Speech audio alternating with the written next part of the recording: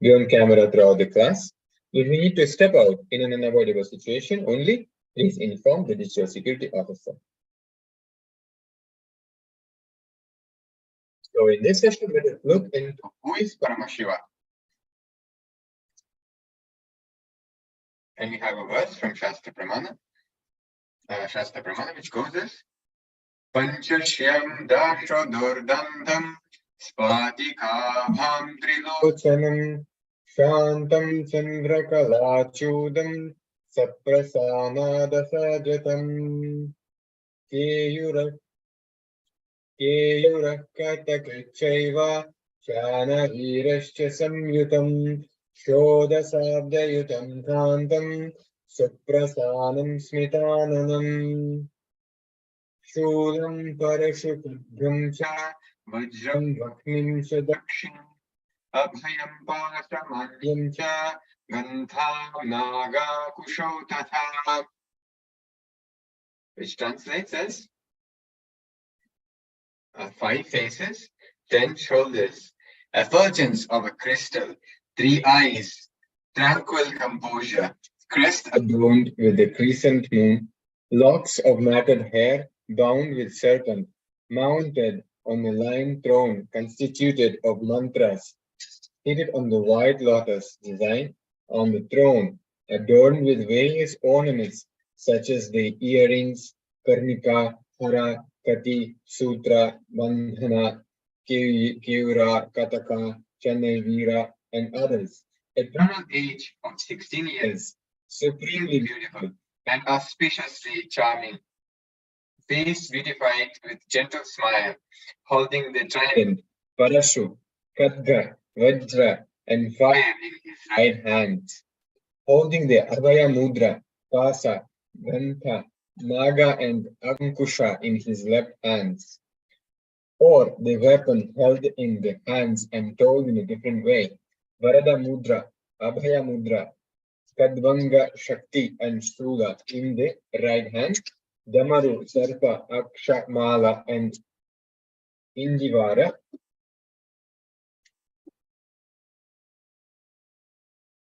flower in the left hands. Lord Sadashiva should be meditated and associated with this lineaments.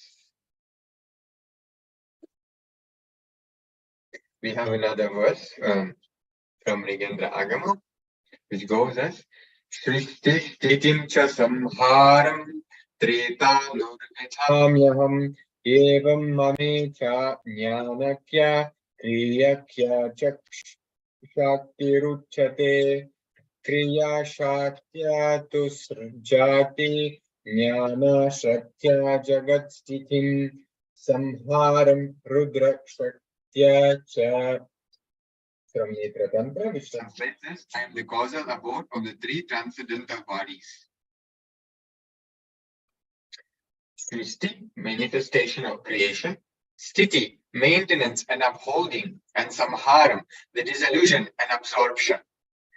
By my will, Ichcha alone, the Jnana Shakti, the power and manifestation of pure knowledge, Kriya Shakti, the power and manifestation of authentic action, is known and declared.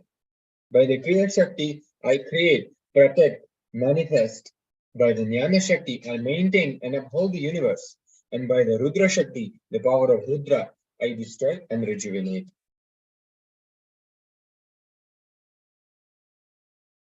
Now let us look into different, the Panchakrityas, the 5 actions of Paramashiva. So here Bhagavan is telling us that Paramashiva is Godal, not God.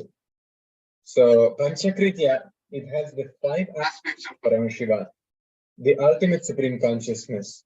In the Vedagamic tradition, the concept of God has more than just 3 functions or actions. G for generations, O for operation, D for destruction, which is God, as widely regarded in the Western tradition. In addition to these 3, the ultimate Sadashiva also performs the actions of delusion and liberation. Now let's look into 5 different phases of Paramashiva. The 5 phases of Paramashiva represent the 5 cosmic actions. So first one is the Devajata, which represents the Srishti, the creation. Then second one is Vamadeva, represents Sthiti or maintenance, and Aghora represents Samhara or rejuvenation. Tatpurusha is the fourth action, which represents Throbhava, which means pulling out of delusion. And Ishana represents Anugraha or liberation. Paramashiva resides in his supreme Paramashiva Swarupa as Ajomukha or Adhomukha, unborn or unmanifest, beyond form and formlessness. That Paramashiva Swarupa manifests with these five faces as Paramashiva and does the Vidya, which means the five cosmic actions. He does all these five actions through these five faces. Now let us listen from Bhagavan himself, the Supreme Pontiff of Hinduism himself, the detailed explanation of the 25 faces of Paramashiva.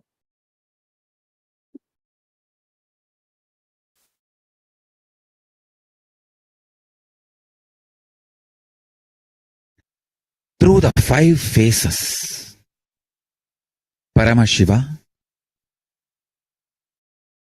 does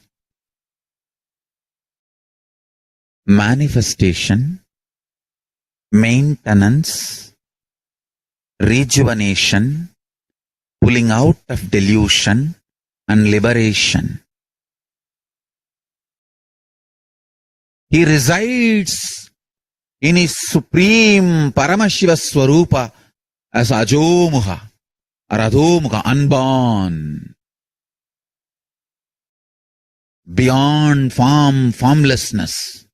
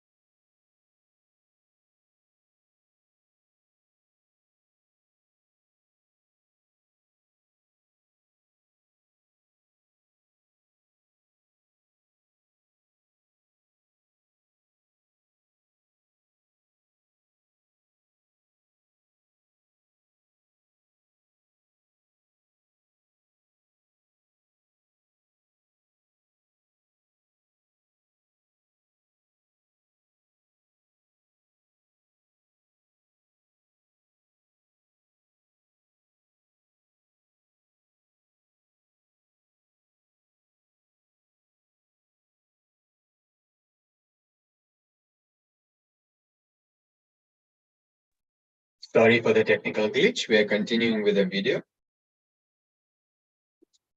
where Bhagavan explains the detailed explanation of the 25 faces of Paramashiva.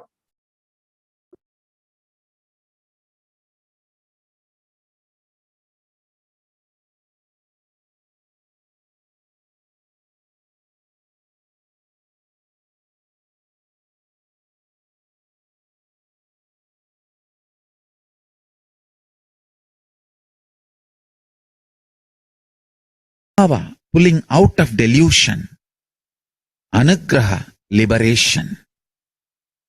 Understand? He does all these five jobs.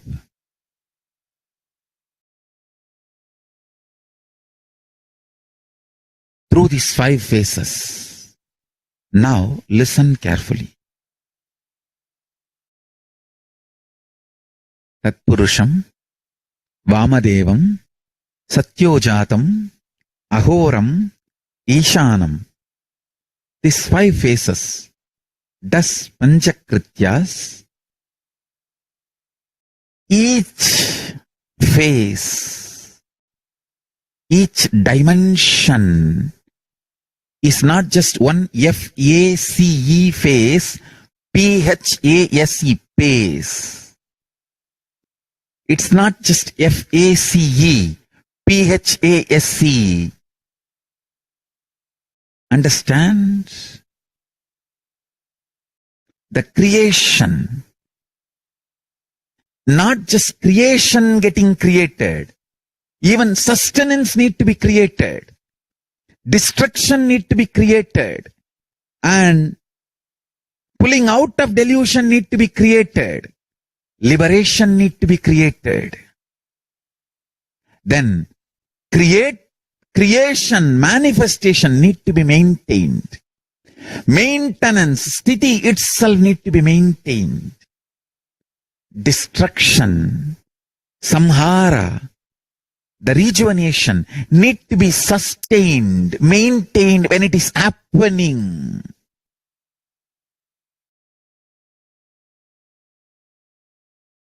Pulling out of delusion, trobhava, need to be maintained when it is happening. And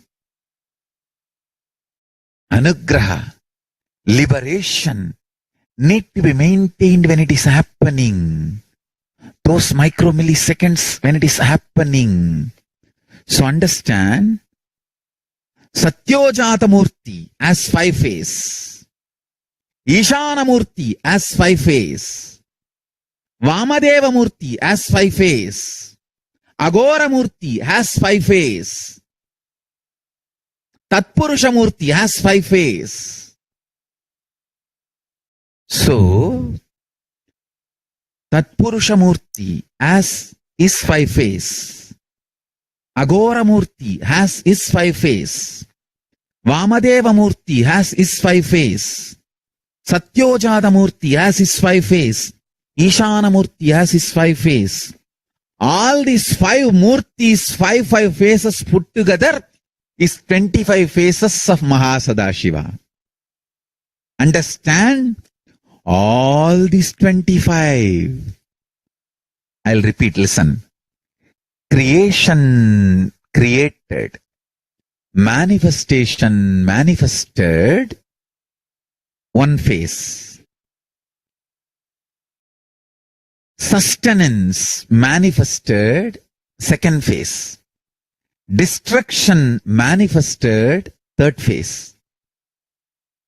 Pulling out of delusion manifested, 4th phase. Liberation manifested, 5th phase.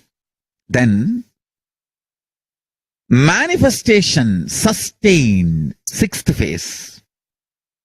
The sustenance is sustained, 7th phase. Destruction, rejuvenation is sustained, 8th phase.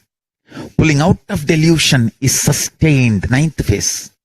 Liberation is sustained, 10th phase. Listen. Then rejuvenation, destruction, rejuvenation is manifested, 11th phase. Rejuvenation is sustained, 12th phase. Rejuvenation is rejuvenated, is 13th phase. Rejuvenation is pulled out of delusion, 14th phase. Rejuvenation is liberated, is 15th phase.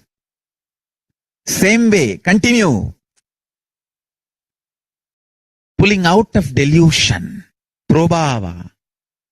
Trobhava manifested, 16th phase. Trobhava sustained, 17th phase. Trobhava rejuvenated, 18th phase. Trobhava is pulled out of delusion, 19th phase. Trobhava is liberated, 20th phase. Then again, listen, anugraha, liberation, 21st phase. Liberation sustained, 22nd phase. Liberation is rejuvenated, 23rd phase. Liberation is pulled out of delusion, 24th phase. Liberation is liberated, 25th phase. Listen, these are the dimensions of Paramashiva. Understand? Meditate on this. That is enough. If your inner space can meditate on this, that's enough. All negativities will be burnt away. The most subtle grooves which will be formed in your brain by meditating on this will manifest the state, space, powers of Paramashiva.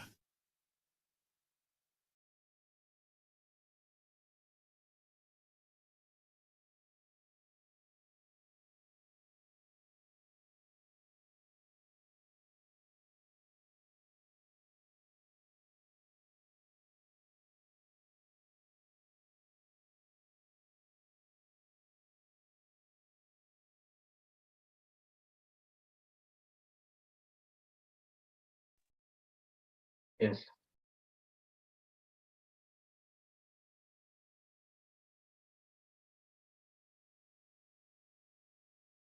Now let us look into the Jnana Samandra's darshan, how he received the darshan of Paramashiva, which is the Apta Pramana.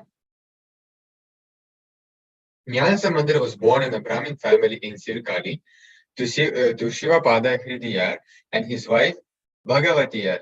According to the Periya Puranam, once when Sambantar was about 3 years of age, his father had taken him to the nearby Shiva temple. When his father had gone to take a dip in the temple tank, young Sambantar started crying. Noticing the crying child, Bhagavan Paramashiva and Devi Parvati appeared before him. It is believed that Goddess Parvati fed him the milk. When Sambantar father returned, he was astonished to see drops of milk on the child's mouth. He asked him who had fed him, whereupon the boy pointed to the sky and responded with a song. The first verse of the Devara.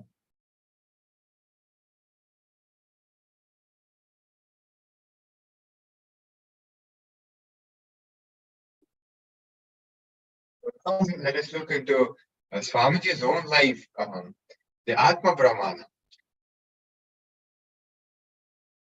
When Swamiji is sharing, I ran to the Garbha Mandir, I saw that no priest was there, but the Garbha Mandir was open. The moment I entered the Ardha Mandapa, the home next to the Garbha Mandir, to have darshan of the deity, I looked up and I saw Aranagiri Yogeshwara sitting on the Shiva Linga, seated in Dakshinamurti posture. He was just sitting on the Shiva Linga. I could not control myself. I screamed, Swami, are you here?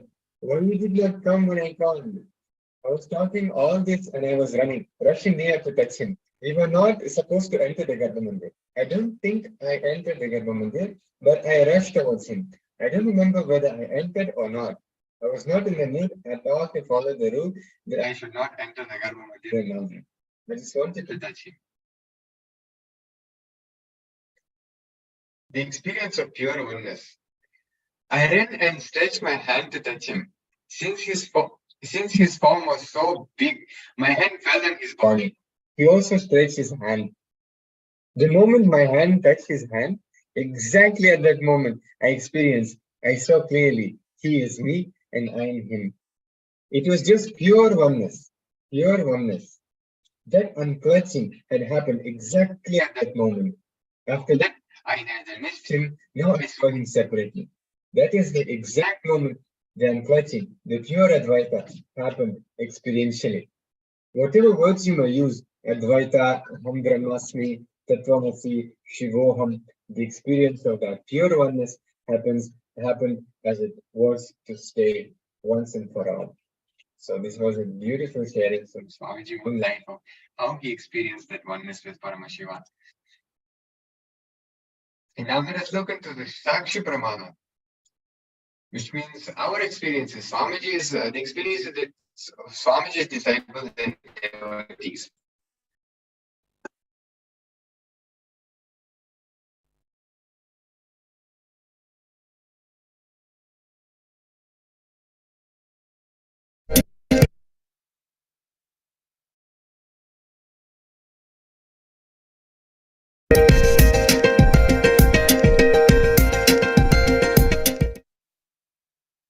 Nithyananda, this is Kalai from Bangalore.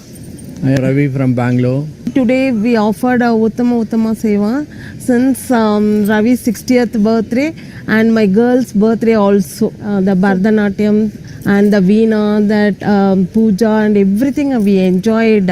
I have a little arthritis from beginning. See, I can't get up, and while traveling also I have a pain. But what happened when I entered into the gate, I totally forgot myself, and I came and sat on ground, total from the Pada Puja till Satsanga. The more than 2 hours, I was sitting in the ground, on the ground, then no pain, nothing. So this was amazing. More than a month, I was suffered a lot with that knee pain. Now it's healed. See, I have got a cold problem, so doctor told always wear warm dresses and all. But today I was sitting there last 2.5 hours with bare body. So I got such a stamina in my body. So I am enjoying the program. Puja, satsang, Bharatanatyam, power manifesting, all I am really enjoying. The words are not coming out. I am so happy, so blessed, because I am in Master's place. I am not feeling 60. I feel it's a 16. So I got such a good energy to stand here and talk. Thank you, Swamiji, to give this opportunity to do this seva. And I'm requesting all of you, please attend this seva, Uttama Seva. See, it's a very good experience we are getting through healing our body, through our knowledge, something we can get through this seva. Thank you, Swamiji. Thank you. Thank you, Swamiji. Nithyanandam. Nithyanandam.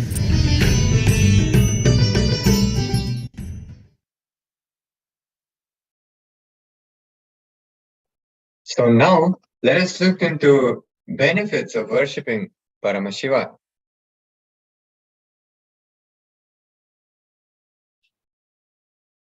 We have verse from Kamika Agama here, verse number 200, Uttarapada, which goes as, in Kamika Agama, Paramashiva reveals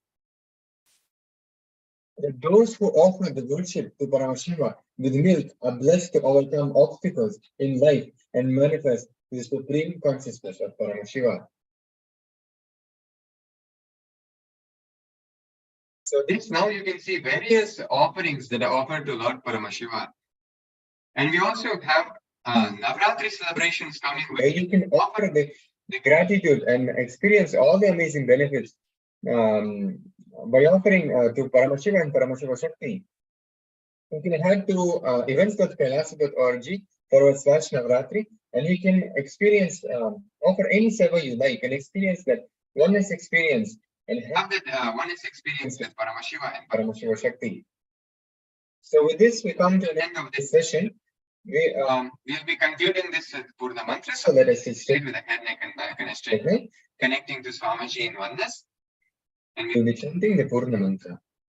Om Purnamada Purnamidam Purnat Purnamadachyate Purnasya Purnamadaya Purnamevavashishyate Om Shanti Shanti Shanti Hari Om Tat Sat Sarvam Bhagavat Shri Nithyananda Paramashiva Padukarpanamastu Om Nithyanandam.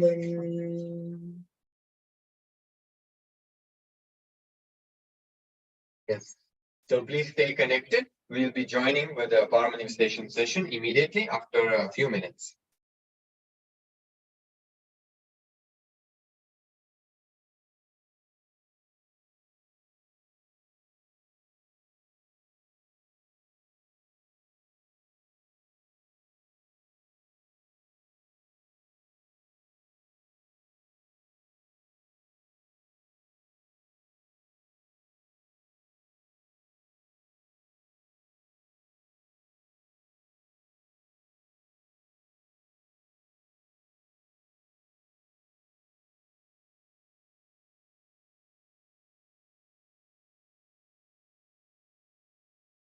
Yes. So let us begin the power manifestation session. So let us sit straight with the head, neck, and back in a straight line. Folding our hands with our Panjali Mudra, connecting to Swamiji in the third eye. And we'll be starting with Sadguru Vandana. Nithyanandam Paramashivoham Kevalam Jnanamurtim Dvandvatitam Gagana Sadrisham Tattvamasya Ekam Nityam Vimalamachalam Sarvadi Sakshi Bhutam Bhavatitam Trigunarahitam Sadgurum Tam Namami.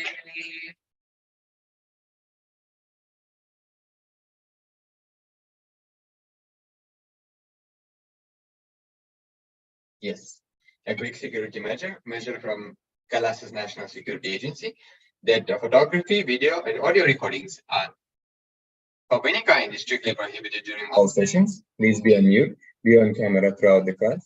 If you need to step out in any unavoidable situation, only please inform the digital security officer.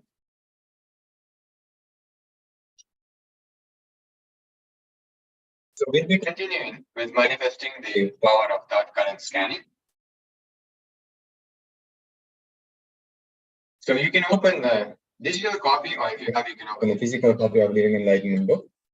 You can connect with Swamiji and open the book at anywhere where it opens. You can read and receive the powerful cognition.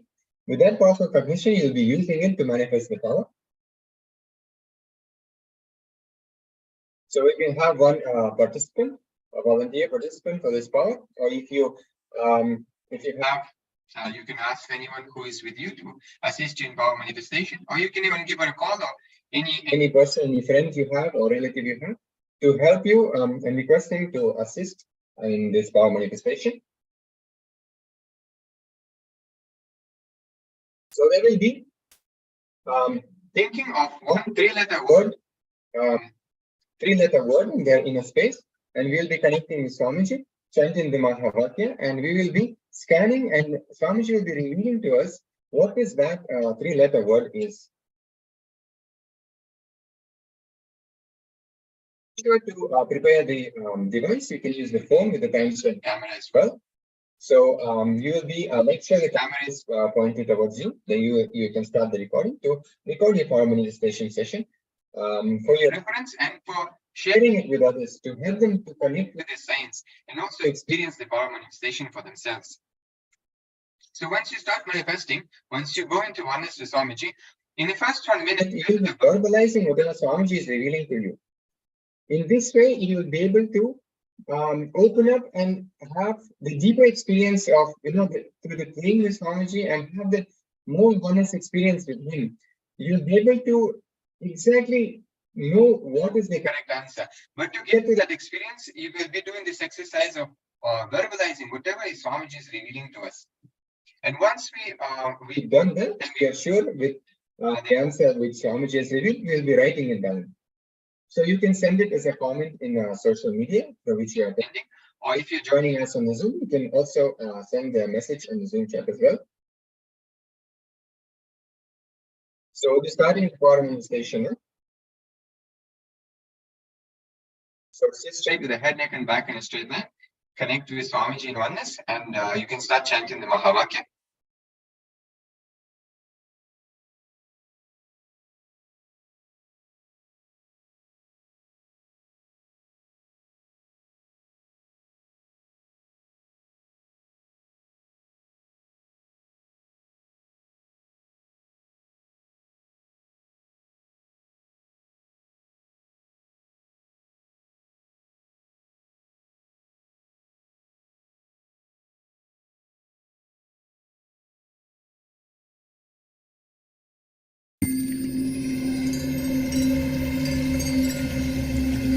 I welcome you all with my love and respect. Let you all open all your three eyes. Om Nithyananda Paramashivoham.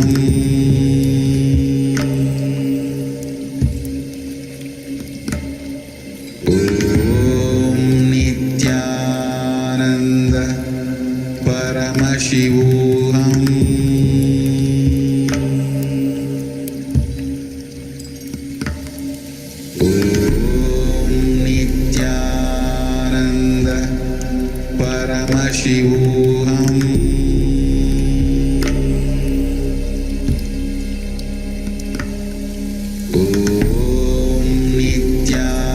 Nithyananda Paramashivoham.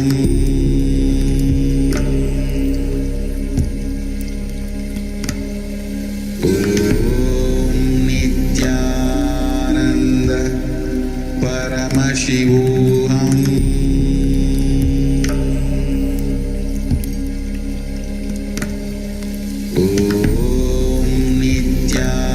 Nithyananda Paramashivoham.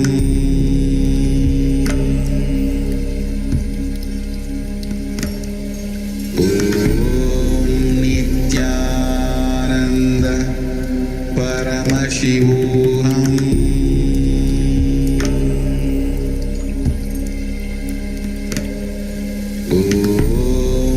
Nithyananda Paramashivoham.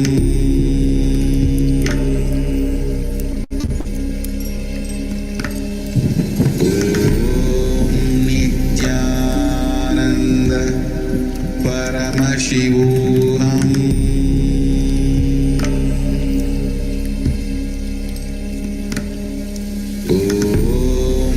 Nithyananda Paramashivoham.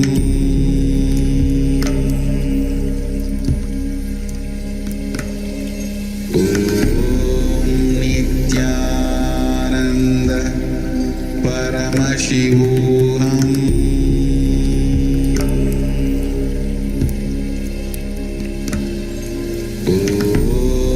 Nithyananda Paramashivoham.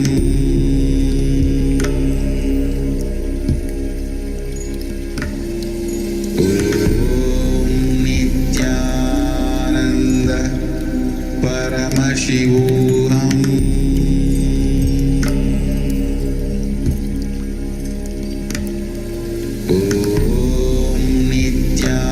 Nithyananda Paramashivoham.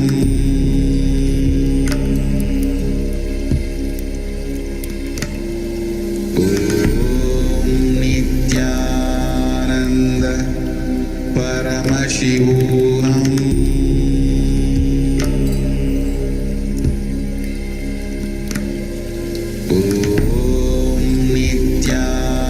Nithyananda Paramashivoham.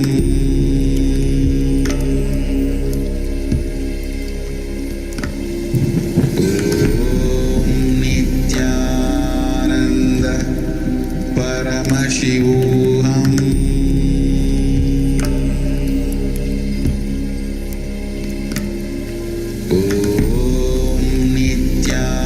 Nithyananda Paramashivoham.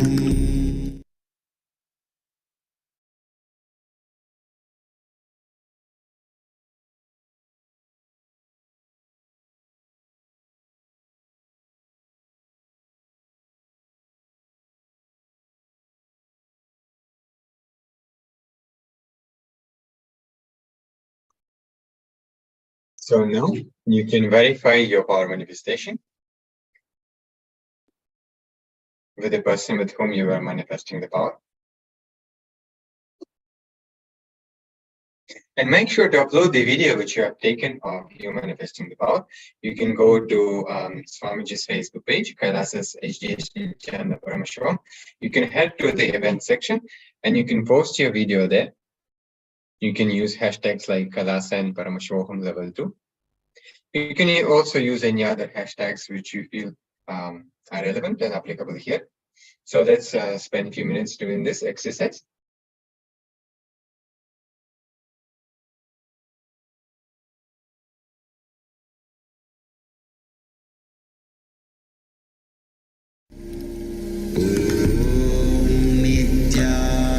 Nithyananda Paramashivoham.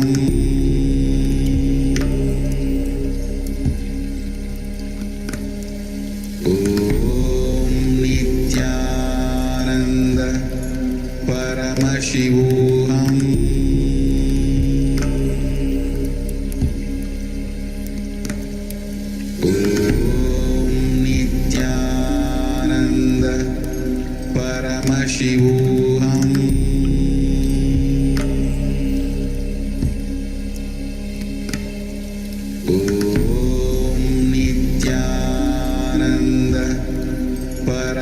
Paramashivoham.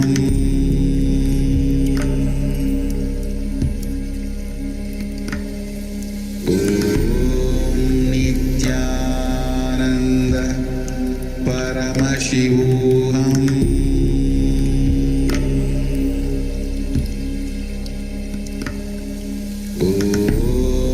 Nithyananda Paramashivoham.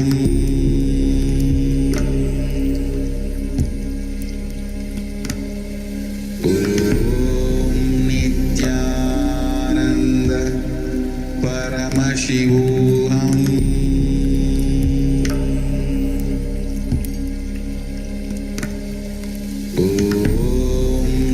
Nithyananda Paramashivoham.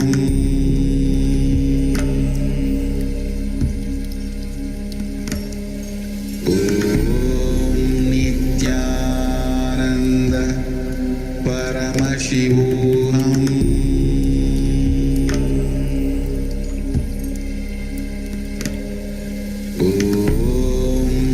Nithyananda Paramashivoham.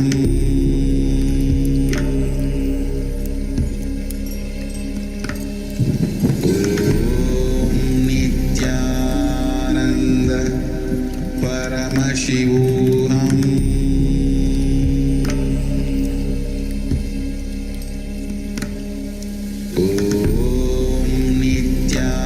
Nithyananda Paramashivoham.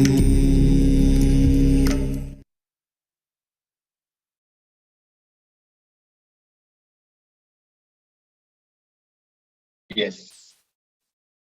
So with this, we come to an end of this session. So let us sit straight with the head, neck, and back in a straight line, connecting with Swamiji. Now our third eye. We'll be chanting the Purna mantra. Om Purnamadah Purnamidam Purnat Purnamudachyate Purnasya Purnamadaya Purnamevavashishyate.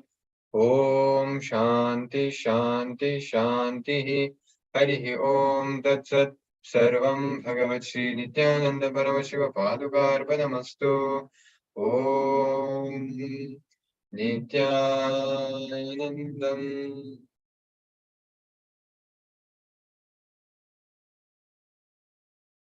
Yes. So we'll be continuing with next sessions. We'll just be continuing in just a few moments.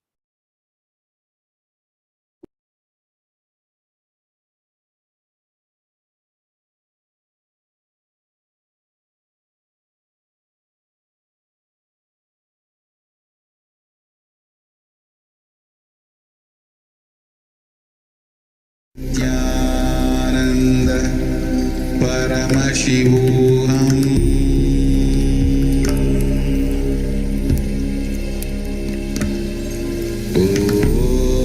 Nithyananda Paramashivoham.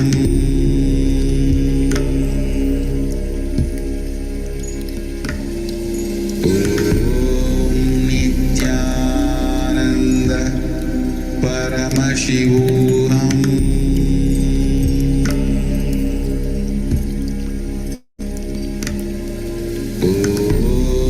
Nithyananda Paramashivoham.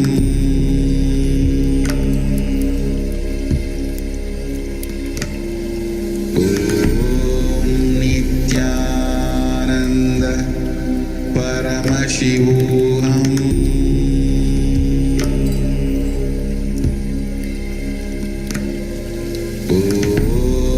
Nithyananda Paramashivoham.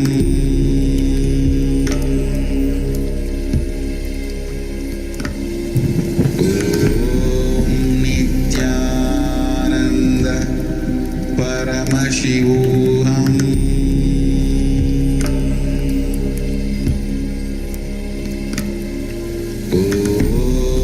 Nithyananda Paramashivoham.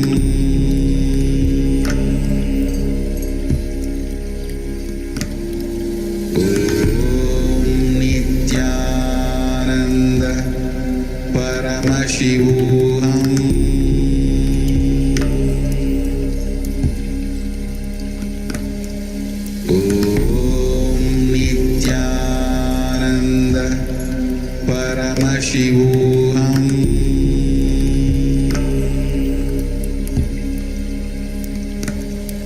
Om Nithyananda Paramashivoham.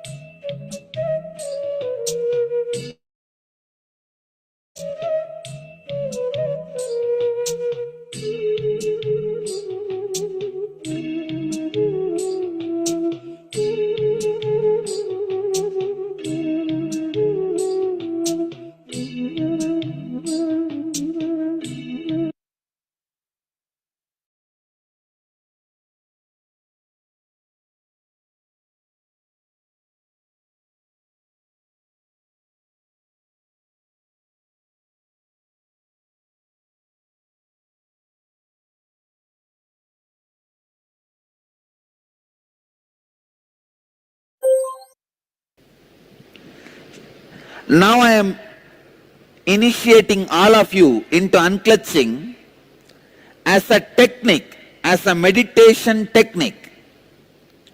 Sit in a relaxed way.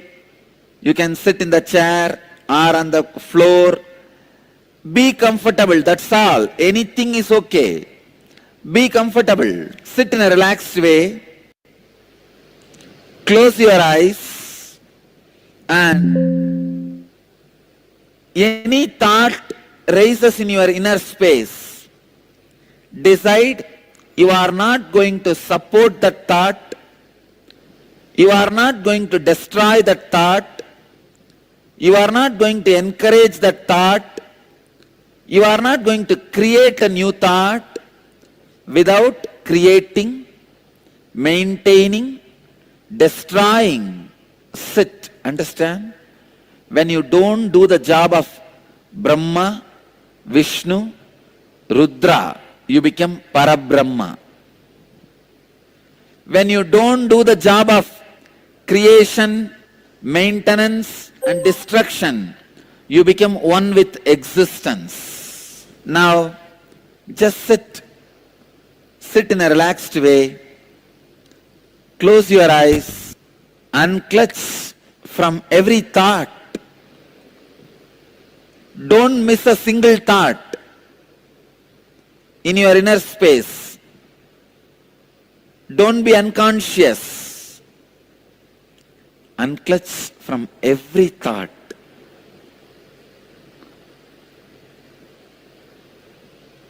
When thought rises in you, just decide, I am not going to support it, encourage it.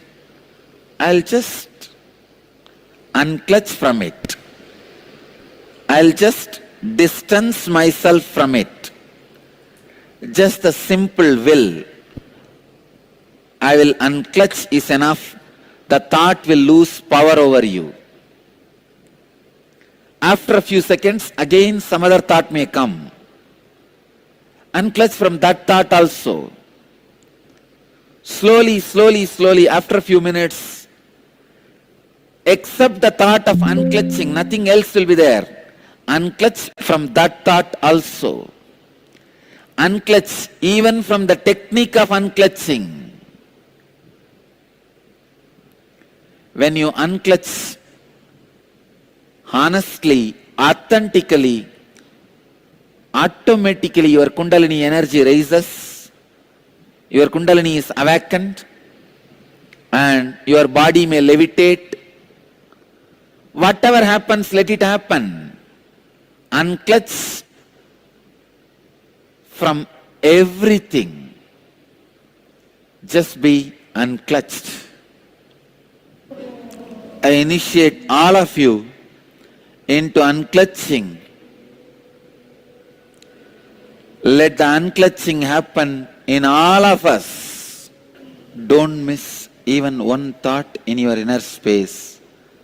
Unclutch from every single thought and every single idea.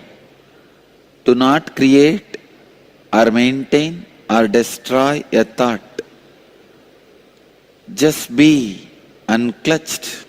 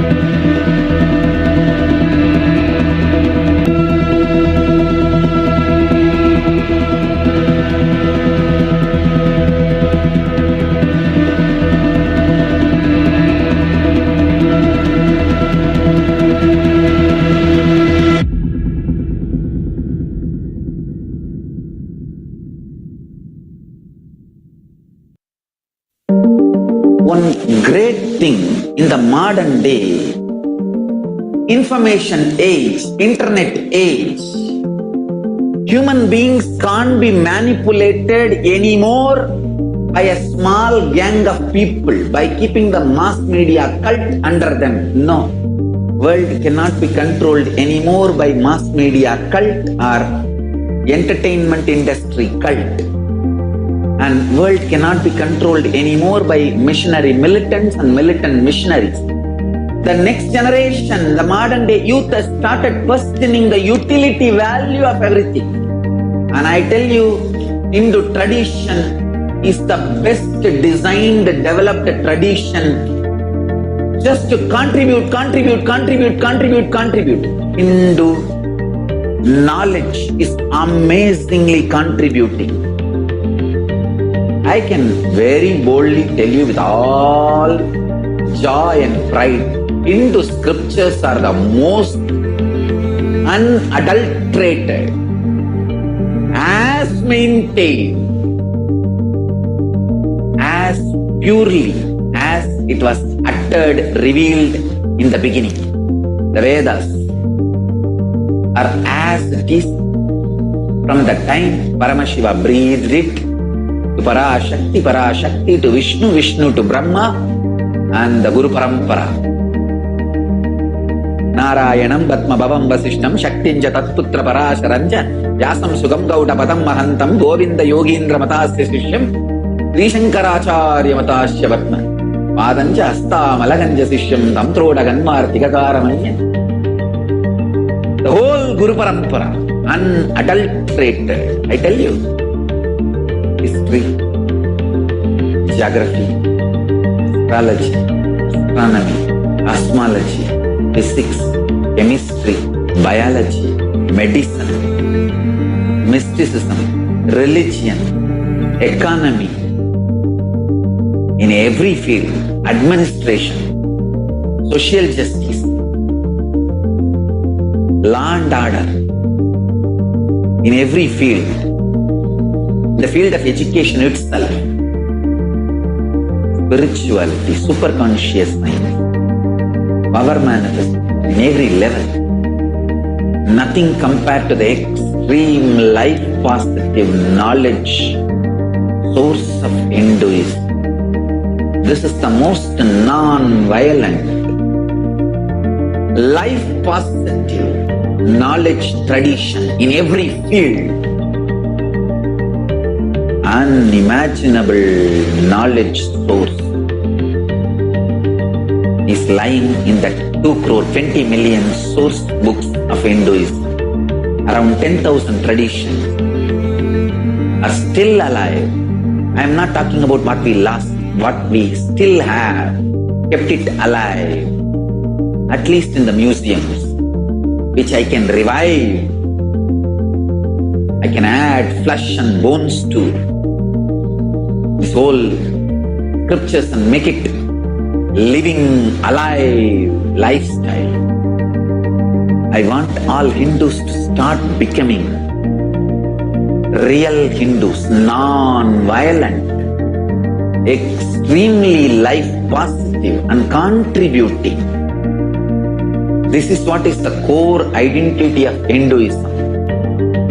Let's start living that core identity, core narrative of Hinduism.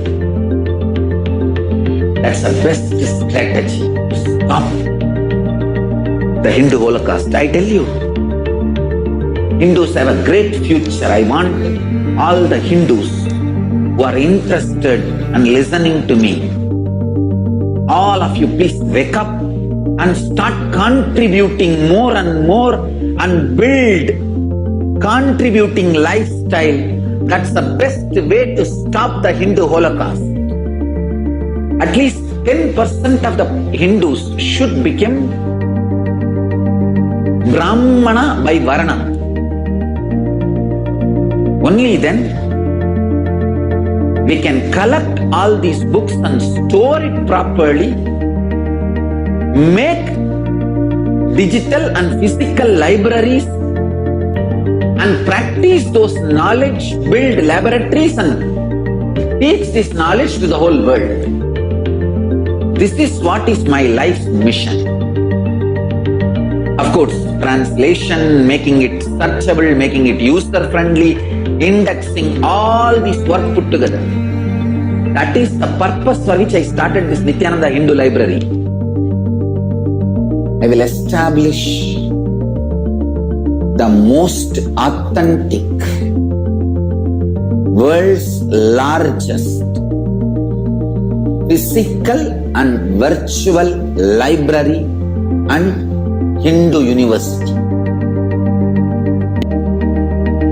Hindu literatures are made illegitimate,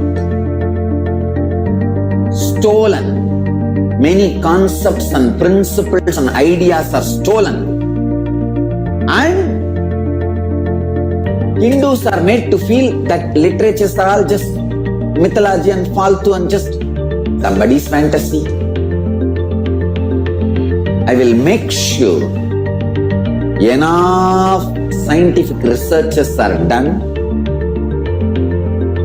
proper documentations are done, analysis are done. Not only I will collect, compile, organize the world's largest Hindu knowledge resource library, I will make all of it user-friendly for the whole world by making virtual Hindu library available for the world. I am very clear. I am going to collect everything related to Hinduism. The source scriptures, various commentaries and translations, good or bad. Some translations are true to the original, some are 80% true, some are 70% true, some are absolutely distorted. But I am going to collect everything, organize, index. My initial level plan is 10,000 students will be able to reside and study. 2 crore means 20 million Hindu scriptures and largest virtual library, very organized and made user-friendly. Collecting all the 2 crore, 20 million source books, organizing, indexing, then translating, making it user-friendly, making library, physical library and making digital library, then studying it, researching it, making laboratories. For example, the Hindu battery, which can be charged, recharged by consciousness, does not need any other chemical from outside. The Hindu aircraft, which can fly through the conscious sound technology, see, consciousness-based light technology, sound technology, consciousness-based biology, consciousness-based biology-based technology. When consciousness starts growing in your biology becomes totally different, and that biology can be used to fly, empower, energize multiple machineries in Hindu tradition. Collecting this 2 crore, 20 million scriptures, organizing, indexing, translating, building laboratories, not just libraries, laboratories, universities, where we conduct clinical trials, medical trials, scientific researches. Everything gets organized, made user-friendly for the humanity and shared with the humanity free of cost. I invite people from all over the world to share your time, treasure, talent. I invite all the practicing Hindus, living, practicing Hindus and Hindu sympathizers 200 crore, 2 billion population. At least 10% of you, 2 crore, please come and become Brahmanas by Varana. Let's take up this project of reviving Hindu knowledge, contributing Hindu knowledge. Jatis belongs to Brahmana or Vaishya or Kshatriya or Shudra does not matter. An Acharya incarnation, Avatara Purusha, has a right to declare which Varna you belong to. Whether you are Shudra by Jati, Vaishya by Jati, Brahmana by Jati, or Kshatriya by Jati, don't worry. Decide to change your Varna to Brahmana Varna by taking up this responsibility of Nithyananda Hindu Library. I already started the work. Last 20 years I am doing work in this line. It is time. In next few years, you will see the fruit. This revival of Kailasa, Nithyananda Hindu Library, it starts. It can never end.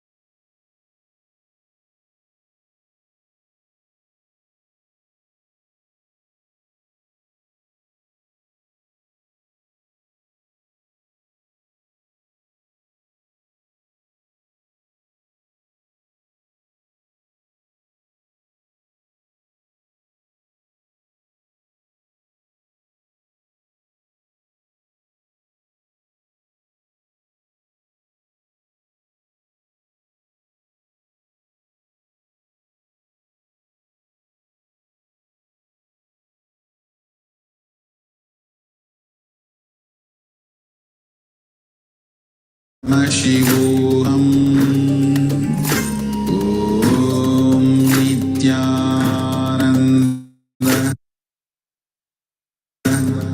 Paramashivoham.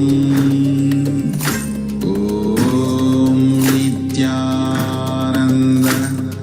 Paramashivoham. Om Nithyananda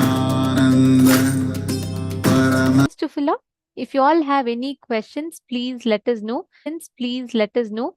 If any of you have any doubts, any questions, please let us know in the chat.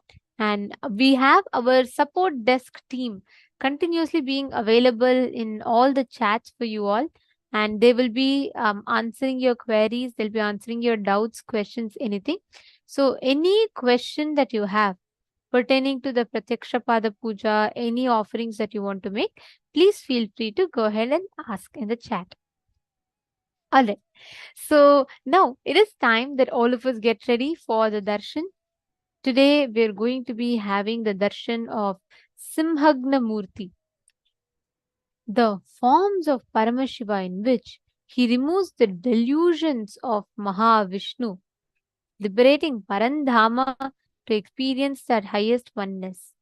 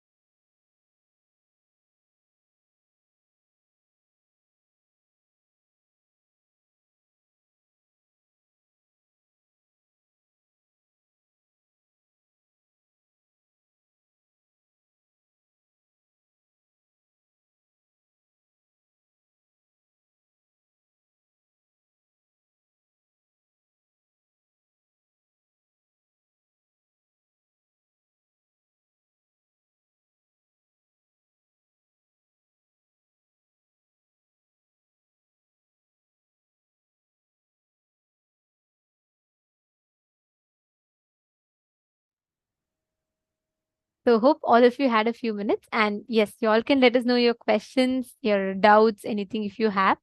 And the darshan will be starting very, very soon. And we request all the participants to please be seated. Please come and settle down. And we are going to be entering into a very, very important session just before the darshan as part of the initiation preparation. We request all of you, see, today's initiation is something very important.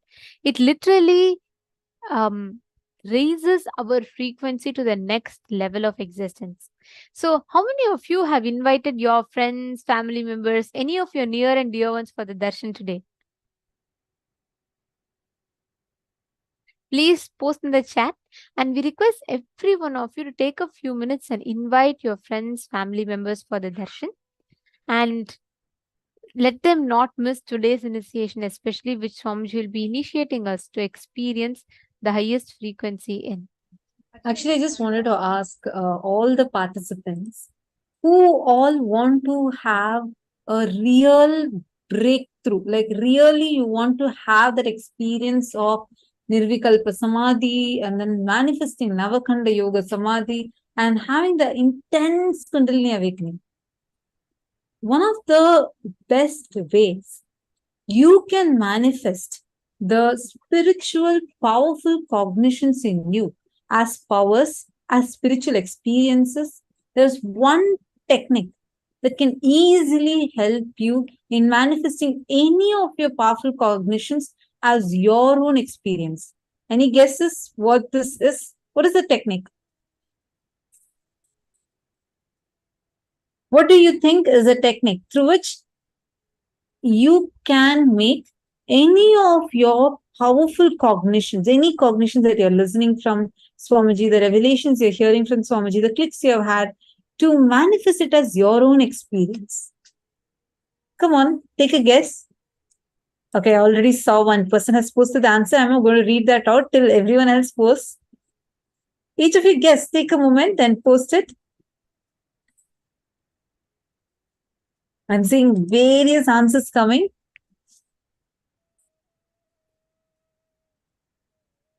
Ma Chingho is asking for Pada Puja, is there a credit card option? Ma Chingho, I think you can sign up in the form. Our team will connect with you and help you to see if you have some options. So just you could go ahead and sign up.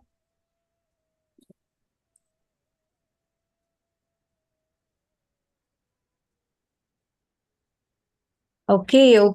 Build persistence, unclutching, enriching, sharing and enriching, oneness and surrender, enriching, question mark.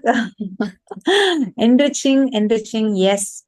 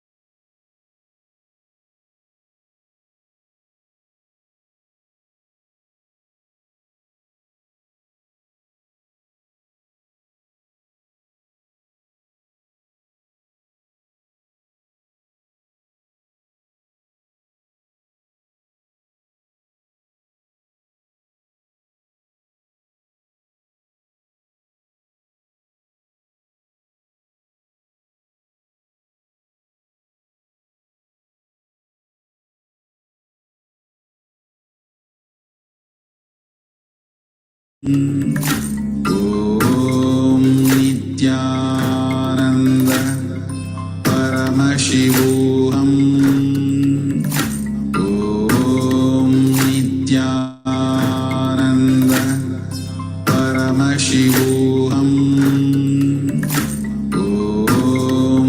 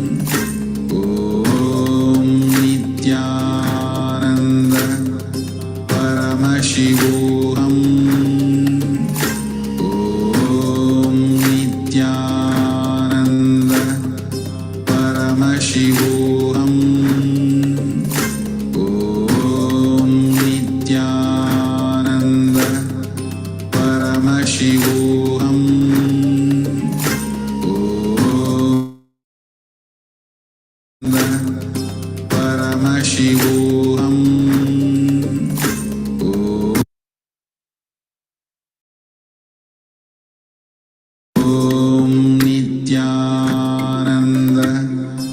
परमशिवोऽहम् ॐ नित्यानन्द परमशिवोऽहम्